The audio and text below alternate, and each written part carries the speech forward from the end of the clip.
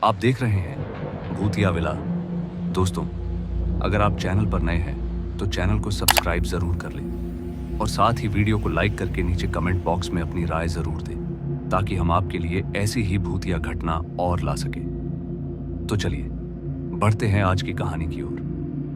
दोस्तों, हमारे समाज में शादी एक ऐसा शुभ काम है जिसे हम लोग बड़े ही चाव और उत्साह से सारे रीति रिवाजों के साथ करते हैं। लेकिन ये सारे काम मेरी शादी में नहीं हो सके। और क्यों नहीं हो सके, आइए जानते हैं आज की इस कहानी में। तो चलिए शुरू करते हैं आज की कहानी। दोस्तों, अगले 2 दिनों में मेरी शादी थी जिसका उत्साह मुझे महीनों पहले से ही था। लेकिन मैं अभी भी काम के चलते शहर में ही फंसा हुआ था, जिसकी वजह से शादी की बहुत सी रस्में मुझे छोड़नी पड़ रही थी, क्योंकि मैं कर भी क्या सकता था। शादी के साथ साथ रोजी रोटी के लिए नौकरी भी उतनी ही जरूरी थी। मगर जब मुझे कंपनी से छुट्टी मिली तो मैं पहले से ही जाने के लिए अपना सामान पैक किए बैठा था। कंपनी से निकलते ही फ्लैट और फ्लैट से सीधे बस डिपो पहुंचा। उस रात मौसम भी कुछ खास अच्छा नहीं था। दिन भर हल्की हल्की बारिश और हवाएं चलती रही। फिर शाम होते होते अंधेरा भी छाने लगा। मगर मैं तब तक बस में बैठ चुका था तो मुझे अब कुछ चिंता नहीं थी। फिर रात के तकरीबन 10 बजे के आसपास बस चली। बस के चलते ही अच्छी खासी रफ्तार से हवाएं चलने लगी और कुछ ही देर में उन हवाओं के साथ बारिश भी शुरू हो गई। वैसे तो बस की सभी खिड़कियां बंद थीं, मगर बस की जिस सीट पर मैं बैठा हुआ था वहां की खिड़की का आधा शीशा टूटा हुआ था, जिस वजह से तेज हवाओं के साथ बरसात का पानी भी अंदर आने लगा था, जिस वजह से मुझे थोड़ी दिक्कतों का सामना करना पड़ रहा था। मगर फिर भी मैं किसी तरह उस बारिश के पानी से बचा हुआ था। लेकिन जब बारिश और भी तेज हो गई तो कुछ ज्यादा ही पानी खिड़की से अंदर आने लगा और अंत में मुझे अपनी सीट से उठना ही पड़ा। मैं अब भी अपनी सीट से उठकर खड़ा हुआ ही था कि बस एकदम से गीली रोड पर फिसल गई और थोड़ी आगे जाकर बड़े से पत्थर से जोर से टकराई, जिसके चलते बस में सवार सवारियों को जोरदार झटका लगा और मैं तो उस वक्त खड़ा था तो मैं तो मुंह के बल ही नीचे गिर पड़ा और गिरते ही मैं बेहोश हो गया। मगर पता नहीं क्यों, शायद सर में थोड़ी चोट लगने की वजह से मैं बेहोश हो गया था। लेकिन फिर जब मेरी आंख खुली तो बस में कोई भी मौजूद नहीं था, मगर बाहर अभी भी बारिश हो ही रही थी। तभी मेरी नजर बस के फर्श पर फैले खून पर पड़ी, जो हर जगह फैला हुआ था। यहां तक कि मैं खुद भी खून में बुरी तरह से सना हुआ था। अपने आप को अकेला और खून से सना हुआ पाकर मैं बहुत डर गया, जिस कारण मेरे हाथ पैर अपने आप कांप रहे थे। मैं इसी सोच में था कि आखिर बाकी की सवारियां कहां गायब हो गई और यहां इतना सारा खून किसका है। पहले तो कुछ देर तक मैं फर्श पर ही बैठा रहा। फिर मुझे वहां कुछ ज्यादा ही बेचैनी होने लगी। मुझे लगा कि बस में रुकना बिल्कुल भी ठीक नहीं रहेगा, इसलिए फिर मैंने बस से उतरना ठीक समझा। मगर उतरने से पहले मैंने बस की खिड़की से बाहर की ओर देखा तो मुझे कुछ ही दूरी पर एक घर नजर आया जहां पर रोशनी थी।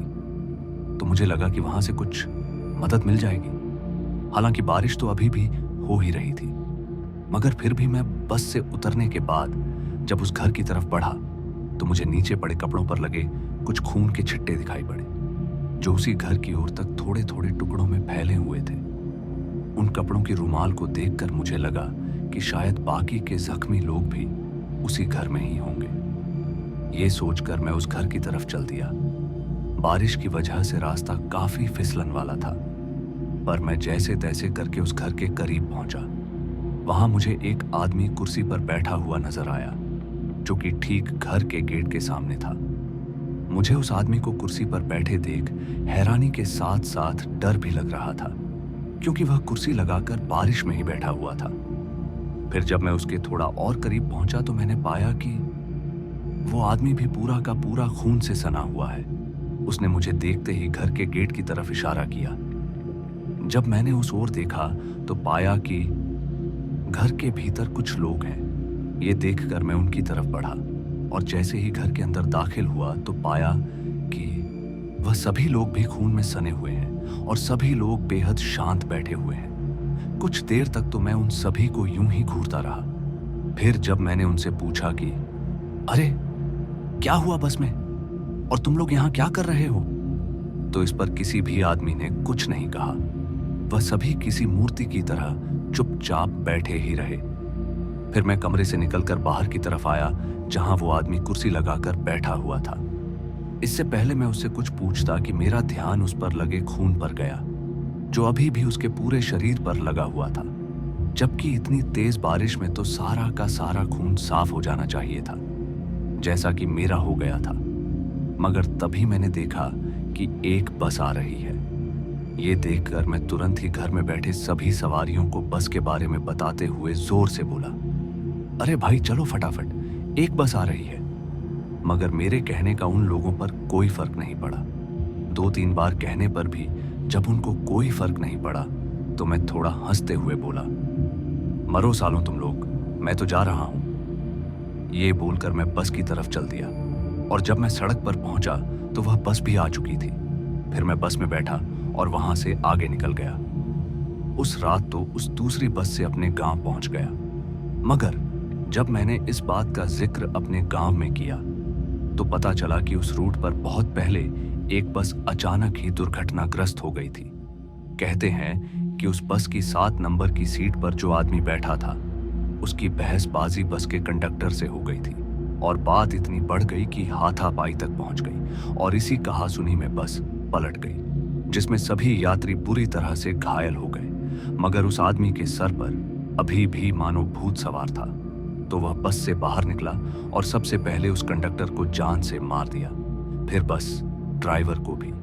और जब कुछ सवारियों ने उसे रोकने की कोशिश की, तो वह आदमी उन पर भी भड़क गया। कहते हैं कि उस आदमी ने एक एक करके उस रात सभी लोगों को जान से मार दिया, और उनकी लाश को वहीं पर मौजूद लावारिस घर में जमा कर दिया। वह आदमी दिमाग से थोड़ा संकी था। फिर अगले कुछ दिनों में उसकी लाश उसी घर के बाहर कुर्सी पर मिली। उसकी हत्या कैसे हुई और किसने किया, यह आज भी एक राज है। जब भी उस रोड पर कोई एक्सीडेंट होता है, तो मरने वालों की आत्मा उसी घर में हमेशा हमेशा के लिए कैद हो जाती है, जिस कारण बहुत से लोग उस रास्ते से रात में सफर करने से डरते हैं। गांव के लोगों से यह बात सुनकर तो मानो मैं उस वक्त पूरा पसीने में भीग चुका था, क्योंकि अनजाने में मैं खुद उस रात अपनी मौत की ओर चल दिया था। मगर किस्मत अच्छी थी जो मैं उस रात वहां से निकलने में सफल रहा, और उस दिन के बाद से मैंने कभी भी रात के समय उस रास्ते से आना जाना नहीं किया।